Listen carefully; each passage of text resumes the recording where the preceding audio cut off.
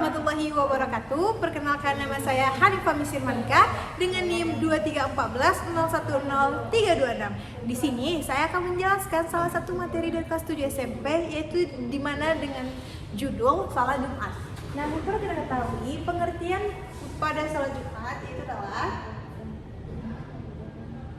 salat Jumat adalah salat wajib 2 rakaat yang dilaksanakan secara berjamaah pada hari Jumat untuk menggantikan salat zuhur bagi laki-laki muslim dan memenuhi syarat. Salat ini merupakan salah satu syiar Islam yang penting dan memiliki keutamaan besar dalam ajaran agama Islam. Nah, selanjutnya itu ada syarat wajib sholat. Nah, yang dimana syarat wajib sholat itu pertama adalah Islam. Tentu kita jika ingin melaksanakan sholat Jumat itu tentu harus beragama Islam dan tidak boleh beragama nonis.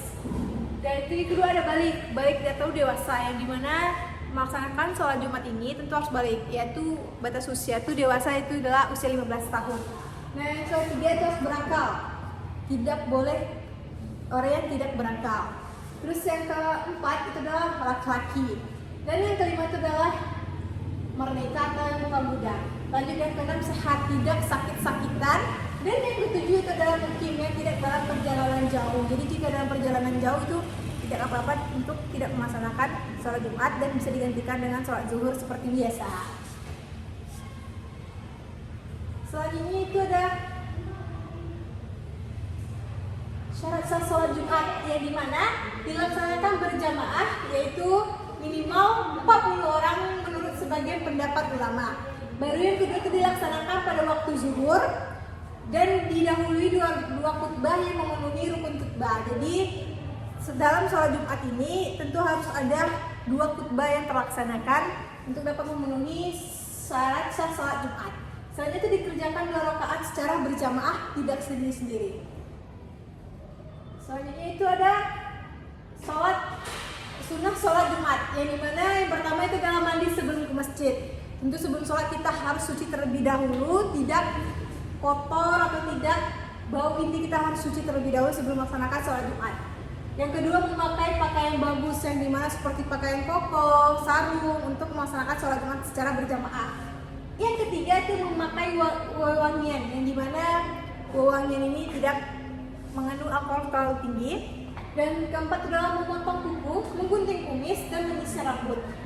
Ini adalah hal yang sunnah untuk melakukan sholat Jumat agar merasa diri kita tuh suci untuk melaksanakan sholat Jumat. Dan yang kelima adalah menyegerakan pergi ke masjid. Jadi tidak perlu menunggu orang ini melaksanakan sholat Jumat terlebih dahulu, tetapi kita sebelum memulai khutbah atau alangkahnya kita lebih menyegerakan pergi ke masjid untuk mendengarkan khutbah terlebih dahulu. Baru yang keenam adalah berdiri di saf pertama. Alangkah lebih baiknya seperti itu ya. Tidak perlu berdiri di saf terakhir, yang dimana kita tadi sudah datang terlambat, berdiri pula lagi di saf terakhir. Dan yang ketujuh adalah melaksanakan sholat tahayul masjid. Jadi sebelum sholat Jumat kita melaksanakan sholat tahayul di masjid dahulu. Dan ke-8 memperbanyak salawat, zikir, dan membaca Al-Quran. Karena sholat Jumat ini pastinya cuma ada sekali seminggu, yaitu tepatnya di hari Jumat yang berkah. Selanjutnya itu ada yang keempat adalah larangan dalam sholat Jumat. Nah, yang dimana larangan ini berisi yang pertama bercakap-cakap. Jadi di dalam sholat Jumat itu tidak boleh bercakap-cakap. Dan yang kedua itu datang ke masjid setelah iqomah. Itu sangat tidak bagus dan sangat tidak baik untuk dicontoh, karena alangkah baiknya jika ingin berangkat sholat Jumat itu didahului sebelum iqomah atau sebelum khutbah. Dan yang ketiga itu menegur orang yang bersuara. Dan yang keempat membaca Al-Quran ketika khatib berkhutbah. Alangkah baiknya kita mendengarkan khatib kita berkhutbah dan mengambil pelajaran yang diberikan saat khutbah. Dan yang kelima membaca buku ketika khatib berkhutbah. Itu tentu tidak boleh, karena kita tuh baiknya itu mendengarkan apakah isi ceramah khutbah tersebut. Nah, yang keenam tidak menyimak yang disampaikan khatib. Nah, yang keenam ini sangat tidak bagus ya. Tentu kita melaksanakan sholat Jumat itu harus bisa mendengarkan apa isi ceramah khatib tersebut. Nah, yang ketujuh adalah tidur saat khutbah. Ini sangat tidak bisa ditoleransi, karena tidur saat khutbah ini sangat tidak bisa menghargai khatib tersebut untuk menjelaskan. Selanjutnya itu adalah sakit keras, musafir, hujan lebat, angin kencang atau banjir. Larangan-larangan tersebut tidak boleh halangan tersebut tidak boleh dilaksanakan ketika terdapat 4 halangan tersebut. Nah, selanjutnya yang keenam itu adalah hikmah sholat Jumat, yang dimana pertama itu adalah menguatkan tali silaturahmi, mencari keberkahan Allah, melipat gandakan pahala, meningkatkan sikap disiplin terhadap waktu, memuliakan hari Jumat. Nah, jadi hikmah-hikmah ini tentu yang terjadi jika kita melaksanakan sholat Jumat.